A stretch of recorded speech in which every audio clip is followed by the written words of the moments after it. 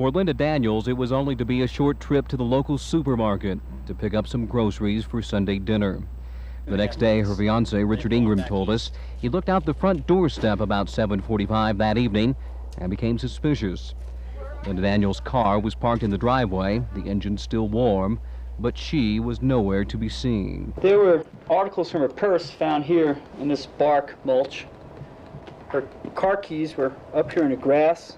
Her purse was nowhere to be found. There were 2 bags of groceries here and 1 bag almost to the steps on the sidewalk.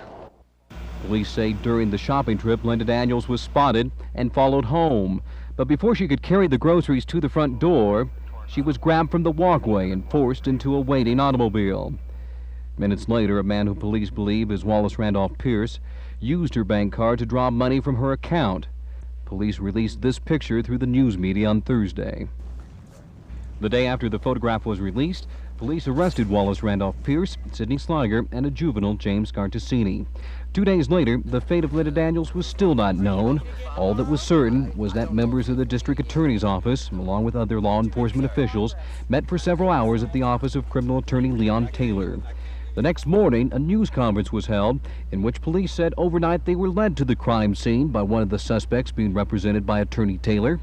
On Monday, January 20th at 2 o'clock in the morning, authorities say they were led to this area in the Jemez Mountain Range. Underneath this one-lane bridge, they discovered the body of Linda Daniels. There was 1 gunshot wound to the head. Her body had lain here for 1 week. Early that morning, a 4th suspect was arrested, 44-year-old Johnny Zinn, a baker's helper who had a rap sheet stretching over the last 20 years. Zinn now faces the charges of murder with firearm enhancement, kidnapping, and criminal sexual penetration in the 1st degree.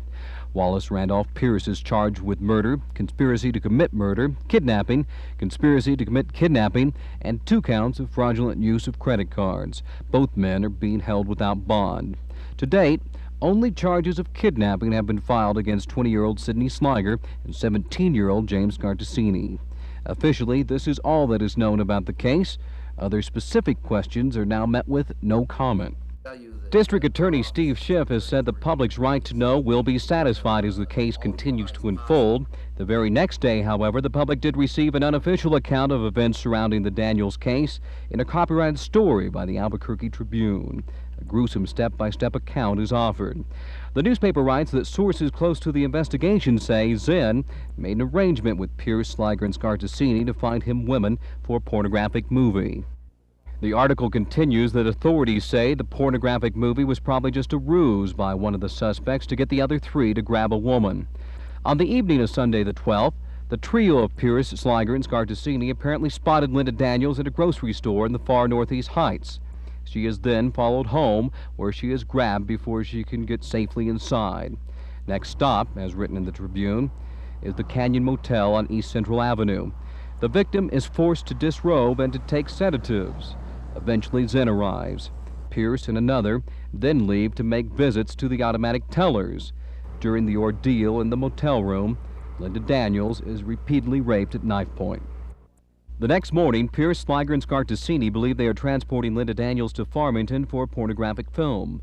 But later in the day, during a phone conversation, Zinn informs the men they will need to get rid of Daniels because her disappearance was attracting too much publicity. Sometime in the afternoon on Monday the 13th, the Tribune reports, Pierce, Sliger, and Scartassini drive to an area in the Jemez, walk to Daniels under the 1-lane bridge, and even though Daniels begged for her life, she was shot in the head. Again, it must be mentioned that this is an unofficial version of what happened to Linda Daniels. It's expected that the district attorney's office won't release what it believes was the sequence of events until during the trial. One very frightening aspect about all of this is that on the surface, it appears to be a crime which could have happened to anyone, anywhere. Joe Diaz, Action 7 News.